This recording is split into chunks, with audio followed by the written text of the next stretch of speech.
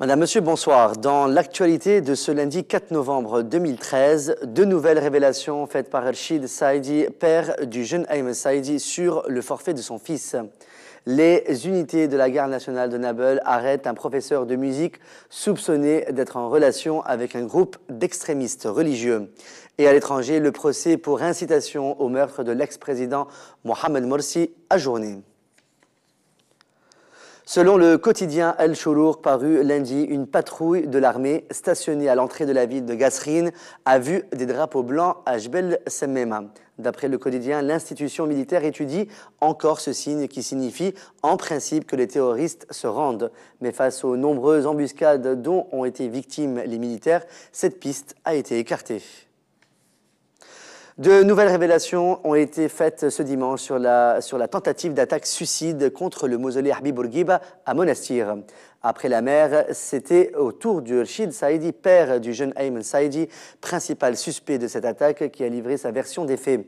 Dans une déclaration à l'agence TAP, Rachid Saidi avance que son fils a été manipulé et embrigadé par une personne originaire de la région du Kram, ajoutant que l'ordre de cette attaque émanait d'une partie libyenne. Rachid Saidi a précisé avoir trouvé le message suivant en piratant le compte Facebook de son fils. Il faut verser le reste du montant. Saidi a en outre souligné que son fils a été emmené de la Libye vers la Tunisie à bord d'une voiture de marque BMW vers la fin du mois d'octobre et qu'un Tunisien et un Libyen l'y attendaient. Les unités de la garde nationale de Nabeul ont arrêté un professeur de musique soupçonné d'être en relation avec un groupe d'extrémistes religieux. Lors d'une descente chez lui à Bni Khiar, 4 fusils de pêche et 3 fusils de chasse ont été saisis. Une source sécuritaire a affirmé à Shams FM que le professeur était surveillé depuis un certain temps, surtout après avoir démissionné de son poste de professeur de musique en affirmant que la musique était interdite en islam. Kamel Taïf a été laissé en liberté lundi après avoir été entendu par le juge d'instruction du tribunal de première instance de Tunis. El Taïf a engagé 10 avocats qui l'ont accompagné au tribunal, parmi eux Rida Belhaj et Bosh Belhaj Ahmida. L'ancien directeur de l'énergie au sein du ministère de l'Industrie, Rachid Dali, a été nommé lundi président-directeur général de la Société tunisienne de l'électricité et du gaz, la STEG, en succession à Taha Al-Aribi. Le porte-parole officiel du ministère du Commerce, Mohamed Ali El-Ferchichi, a démenti lundi l'information selon laquelle des augmentations, notamment du prix du pain ou d'autres produits subventionnés, sont prévues. Il a précisé à ce sujet que la question n'a pas été abordée au sein de son ministère et qu'aucune décision officielle n'a été prise par le gouvernement. Le ministre de la Défense nationale a acquis, suite à un accord avec la France, 6 hélicoptères d'un montant de 350 millions de dinars afin de renforcer ses équipements pour lutter contre le terrorisme. Dans la soirée du dimanche 3 novembre 2013, l'émission Dimanche Sport, diffusée sur El Wataniya 1, a été soudainement interrompue. Cette interruption ne revient pas à une panne technique, mais à une décision de l'administration qui a décidé d'interrompre l'émission, étant donné que l'équipe a dépassé le temps consacré à leur plateau. L'animateur de l'émission, Anis Mejri, est intervenu lundi sur les ondes de Mosaïque FM et a précisé être contre cette décision, ajoutant qu'il était possible de leur accorder 5 minutes de plus. L'Assemblée générale des partis participants au dialogue national n'a pas encore démarré au siège du ministère des Droits de l'Homme et de la Justice transitionnelle ce lundi 4 novembre en raison de l'arrivée tardive de certains représentants du Front de Salut National dont les composantes étaient en réunion dans la matinée. Le mouvement Ennahda campe sur ses positions et continue à soutenir la candidature d'Ahmed Mestiri à la primature, contrairement à Takatel qui pourrait proposer d'autres noms pour le poste de chef du gouvernement. À l'international, le procès pour incitation au meurtre de l'ex-président Mohamed Morsi et de 14 co-accusés s'est ouvert lundi matin en Égypte.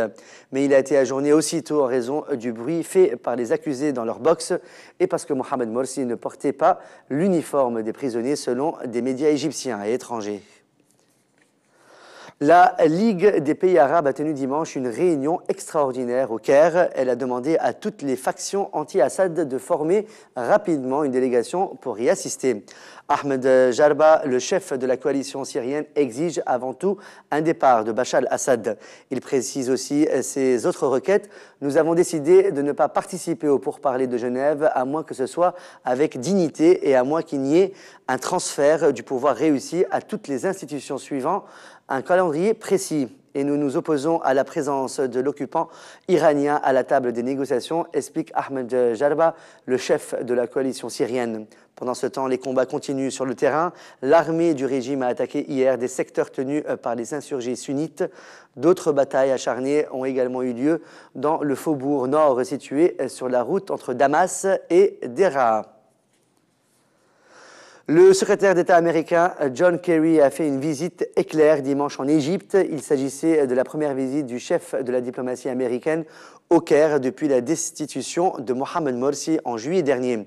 Objectif de ce déplacement de quelques heures, resserrer les liens entre les États-Unis et l'Égypte à un moment où les relations paraissent plus houleuses. Washington a semblé hésiter sur l'attitude à adopter après le renversement du président Morsi. Le mois dernier, les États-Unis ont décidé de geler provisoirement leur aide militaire. Là, John Kerry a clairement arrondi les angles. Le président Obama et les États-Unis soutiennent le peuple égyptien, a-t-il dit. Ce partenariat est pour nous vital. Nous sommes à vos côtés dans les transformations énormes que vous êtes en train de vivre. Nous savons que c'est difficile. Nous sommes prêts à vous aider. Plusieurs milliers d'Iraniens ont célébré lundi à Téhéran le 34e anniversaire de la prise d'assaut de l'ambassade des États-Unis au cri de mort à l'Amérique, malgré un contexte de rapprochement entre les deux pays ennemis. La mobilisation était plus importante que les années précédentes, a constaté un journaliste de l'AFP. Des groupes conservateurs avaient en effet appelé à des manifestations plus importantes en signe de défiance à l'égard des États-Unis, malgré les gestes de conciliation envers l'Occident faits par le président modéré Hassan Rouhani, élu en juin. D'autres manifestations ont eu lieu dans plusieurs villes du pays. L'Union africaine, UA, a décrété une journée de deuil sur l'ensemble du continent africain pour les migrants morts dans le naufrage de leur bateau à Lampedusa, une première en Afrique où l'Union africaine organise des prières dédiées aux victimes du drame. Une performance a coupé le souffle à Bogota. Un Colombien d'une trentaine d'années s'est lancé d'un hélicoptère au-dessus de la ville. Il a effectué un saut à wingsuit, une combinaison munie d'ailes à plus de 160 km/h. À cette vitesse-là, aucun faux mouvement n'est permis. Et avant de clore ce journal, voici les prévisions météorologiques de demain. Le temps sera froid avec des pluies temporairement orageuses sur le nord et le centre.